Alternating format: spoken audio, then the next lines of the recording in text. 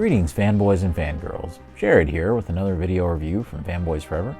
Today I'll be reviewing something that I usually don't review too often, and that's an actual statue. Of course, when I was a kid and McFarlane was first making a big name for themselves, a whole lot of their action figure lines were pretty much statues. Every now and then, you would have an arm that could swivel or a neck that could turn, but that was pretty much it. With their large 12-inch DC Multiverse statue line that they've been doing for a couple of years now, it kind of gives McFarlane the chance to go back to their roots just a little bit and do some of the kinds of products that they used to do that focus pretty much just on sculpt and paint work. And here we have a perfect example of that in the DC Multiverse The Flash Batman statue. Of course, we can get hung up on semantics all you want to and call it, is it an 89 Batman, is it Keaton Batman, whatever. But you know who this is. This is Michael Keaton as Batman from the new Flash movie, not meant to represent the 1989 movie or Returns, but a whole new thing entirely with the same actor. Before we begin, be sure to subscribe if you've been enjoying the content on this channel, and of course be sure to like the video if you end up liking it, and I would greatly appreciate it. Also, don't forget to comment down below with your opinion. I found this guy at the Toys R Us section inside of Macy's. He was $39.99. With that out of the way, let's begin. With the packaging, we're pretty much looking at like an expanded version of what you would see just for their regular 7-inch multiverse figure line. You can see it says Batman with the Flash movie logo down below. You can see that it's a big box that clearly displays the figure, or statue, I should say. On the side, you have a QR code link to DC Infinite, the comic subscription service thing. And on the back, you have an even larger version of that interesting merchandising artwork that they were using on the figure. On the side, we have a title of the figure. On the bottom, we do have the barcode and Macy's product info. And on the top, the window continues. All right, let's get him out of the box. And here he is, straight from McFarlane, super non-posable Batman. Yes, it is pretty much just this big 12-inch statue. And it's funny because usually I never buy this kind of thing. I can count on one hand how many like statue type of figure items that I own. And it's a very, very rare thing for me. However, I really do have to commend McFarlane because a couple of things have got me to buy into some of their statue lines. Number one, of course, they focus on Batman. And of course, I and many other Americans apparently are suckers for Batman. The other thing is price. McFarlane having these statues to actually be, $40 is awfully impressive. And so I don't lose sight of that either. And I think that's a pretty big deal. Then lastly, I think there's some real genuine quality here. These are, of course, not the most detailed representations of these kinds of characters that you could possibly get. But for my money and for $40, they're every bit as detailed as I need them to be. But let's break things down a little bit more closely. First up, let's of course look at the sculpt on this guy. We'll start from the top and work our way to the bottom. So first off, we'll definitely look at the head sculpt. As you can see, they definitely do have at least some semblance of likeness to Keaton here. I definitely think that it does a better job than the 7-inch scale figure did. But I mean, shouldn't it? If they're using the same source, the sculpting source, and I think they are, then of course, this ought to look a lot better because it's almost double the scale. And you can definitely tell a lot more about the face here. In particular, I think you can definitely make out more of the wrinkles from Keaton's face. I think that maybe they should have went a little more extreme even about just how wrinkled up Keaton's face looks. Definitely, I think they have the new cowl shape pretty well down. It does appear that in some shots from trailers and things, the cowl looks a little different depending on what shot they're using, so I don't really know exactly what that has to do with, but I think it works well here. I think the lips look pretty good as well. Like I've said in other reviews, for whatever reason, the Keaton lips don't appear to be as poofy, for lack of a better term, as they once were. But, I think, of course, our facial features change as we age. One thing I really like is that the ears are very sharp, very pointy, and very accurate to what we've seen in trailers and still photos. And definitely the length of the ears and the cowl shape is all right on, and it's extremely accurate. The other thing is the really techie kind of area down here where Batman has the scallops with like the bottom of the mask, and those are very much keeping in line with the new design that we've seen in the film. I really like how in this version, because it's so much bigger, you can see more of that little intricate line work that kind of makes its way around, and I think that leads to a lot more like interest, visual interest right there around the cowl. Of course, from the back, the cowl looks just as good with the scallops coming down to the cape. The chest is pretty much where we see the first big upgrade from the 7-inch McFarlane scale figure, because this actually includes all the movie accurate lines that goes on the pectoral plates. So that is a major upgrade and kind of a little visual thing about the suit that just wasn't captured at all in the 7-inch scaled figure, and so I'm really glad to see it here. I'm also glad about a decision they made with the Bat logo that I think is very important. What it is kind of just a yellow oval or circle or whatever, and over top of it they've overlaid a 3D printed or sculpted or whatever you want to say Bat logo. And this is incredibly important because, for one thing, it alleviates a whole lot of paint issues and things like that, because then they can just be separate pieces that are hooked together or whatever you want to say. It could also just be raised sculpting, but I'm pretty sure that that is a separate piece. I can definitely see that down here at this bottom part. So I think that that is a definite improvement. Of course, with the ab section here, you can see all the little plates and all of that lead down into the highly detailed utility belt. So I think that looks really great. Of course, the tech details on Batman's gloves are really interesting and something that you really couldn't get too much of a good look at on the 7-inch scaled figure. But here you can see every little thing, including little separate sections for some of the knuckles on it and some little, it looks like almost armor plating or something on the front of the gloves. Also, you can see that he does have the spikes on the end of the gloves and the armor plates that run this way and the Dark Knight-esque shoulder pads. Matter of fact, it's very similar to the Dark Knight and Rises armor right here in this section, so it's kind of funny. Of course, the same can be said for the other side. Moving down, we have the Bat pants right here. And of course, these are just the very shiny, kind of leathery pants that we've seen him wear with all of that line work, which is growing on me the more that I see it represented in this stuff. I particularly like that you can definitely see the separation for the knee pads right there. And you can see where there's the undergarment right under the padding, like it's been attached to it. And of course, they have the boots. And these boots are very similar to, like, say, the Batman Returns boots. However, I'm still absolutely fascinated / baffled by this whole wash situation.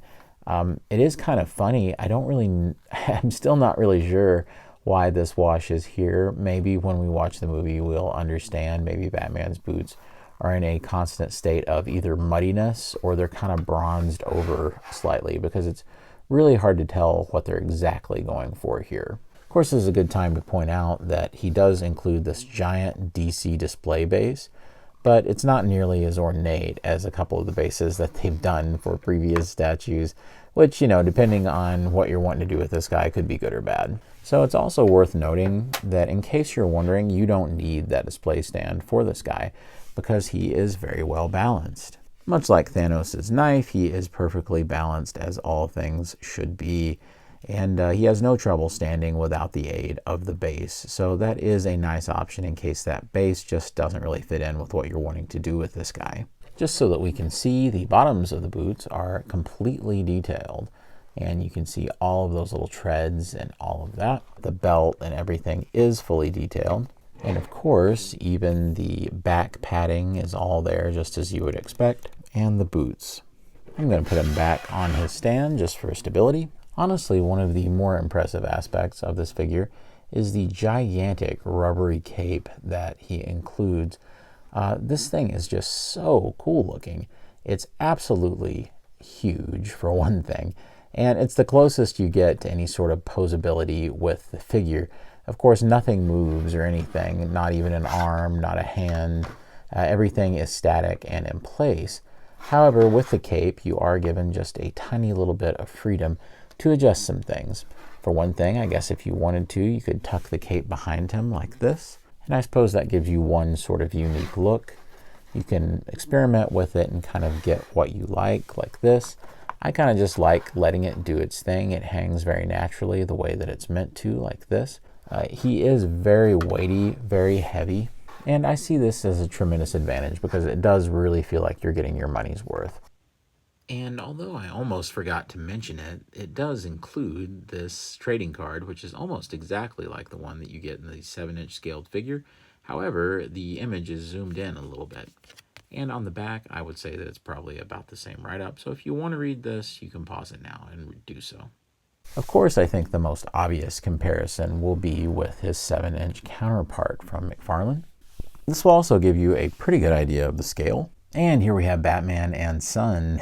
You can see that these are really, really nice companion pieces. Definitely this does go a long way in showing you that, yeah, there's probably a common digital source here for both of these figures, and that there's definitely a shared kind of lineage somewhere along the lines in terms of design. Of course, still the weirdest part, I think, is that the lines aren't quite there, and they are in the statue when it comes to those pectoral plates.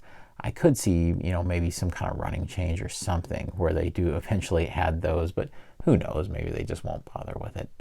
Either way, it's a really cool thing to see these guys side by side, especially considering just how close you can get these two guys in terms of position. If you have no plans on ever posing this guy or playing with him, I guess, then I suggest that maybe your best option would just be to get this guy. So it's just like a larger version, except he's pre-posed into kind of this fighting stance, which I like. Thinking of some negatives here, I think that one area that they could have gone further was in the display stand. As you can see, his display stand is just kind of there. It's just your flat kind of display stand, just like you would have with a regular multiverse figure.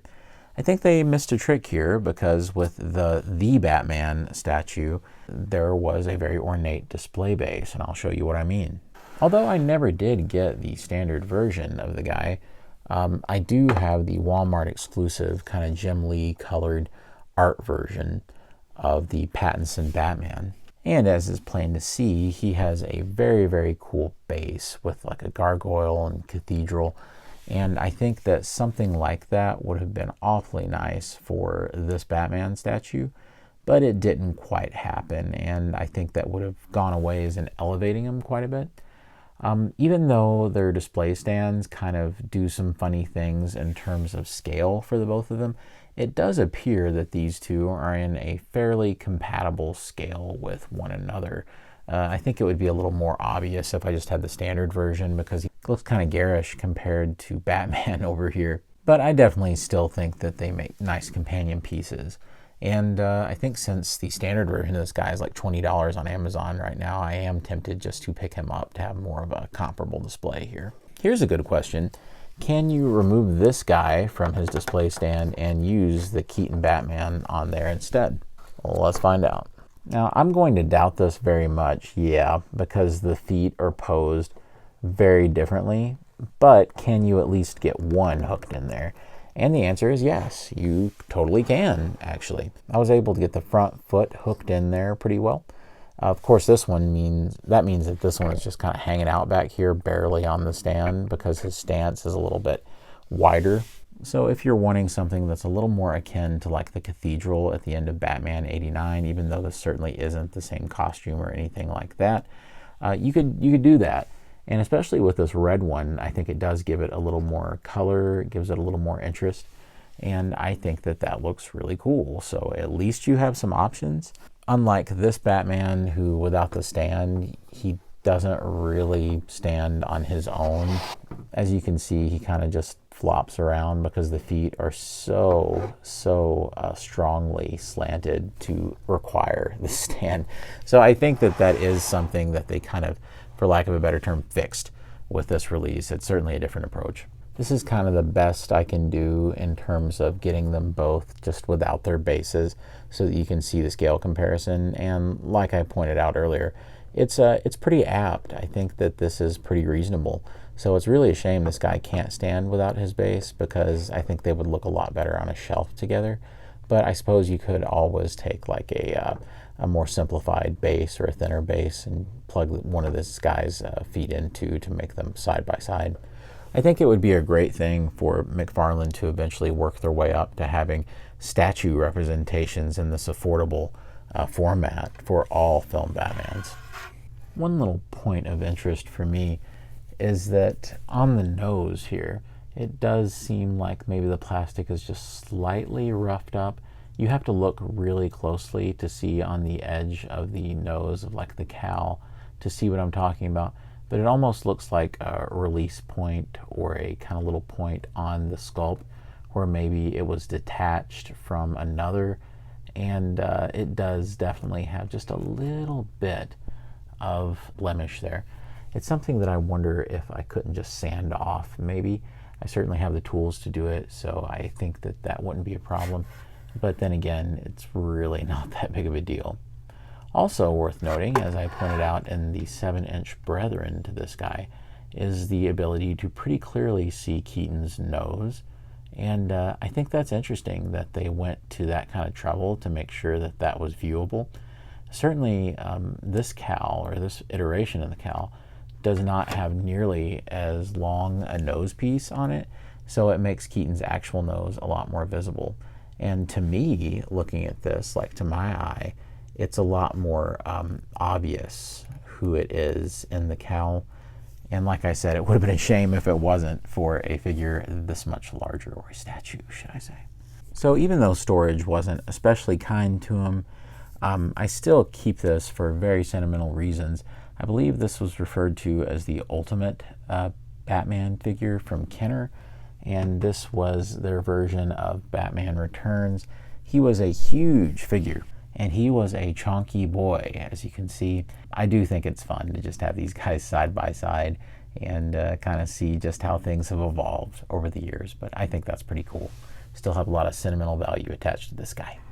All right, and here is the statue alongside of the new 7-inch scaled Batmobile, and I think they look really cool together. So if you had a shelf that you wanted to get this display going and you were just curious, yeah, I think it would look really nice. So that is definitely an option for you. If you wanted to complete the trifecta right here, I think that this would actually be a cool look as well, where you have the 7-inch scaled figure, Batmobile, and statue all together. I guess in terms of Batman, the Keaton Batman, I'm just missing the Target exclusive unmasked variant. So I think that this is a really cool setup, and I'm really pleased with how it looks. So in the end, yeah, I definitely would suggest that you get the Batman statue. It's certainly a cool looking piece, and for only $40, it's really hard to beat the value that you get from the guy for any other statue in a comparable scale in this market. I think it's really cool that McFarlane is making statues that are large scaled and really have quality sculpts that are quite affordable for collectors with more modest budgets, even like me. So I really do appreciate it, and I think it turned out really well for a $40 1/6 scaled statue. It really makes it hard to even possibly consider getting that resin bust that McFarlane showed off from DC Direct. That's, I think, somewhere over $200. I realize that's a very different material, but in a way, McFarlane is kind of undercutting themselves by showing you a pretty comparable looking option that is for a fraction of the price. So I do think there's something to be said for that. With all that out of the way, of course, if you've enjoyed this video today, I do ask that you would please like the video, because it really does help us out and keeps me personally motivated to do even more. And sure, subscribe to the channel if you can, if you've enjoyed this type of content and you think it's something you'll be interested in the future. I would really appreciate it. And as always, God bless you and yours. And I'll see you on Fanboys Forever. Fanboy out.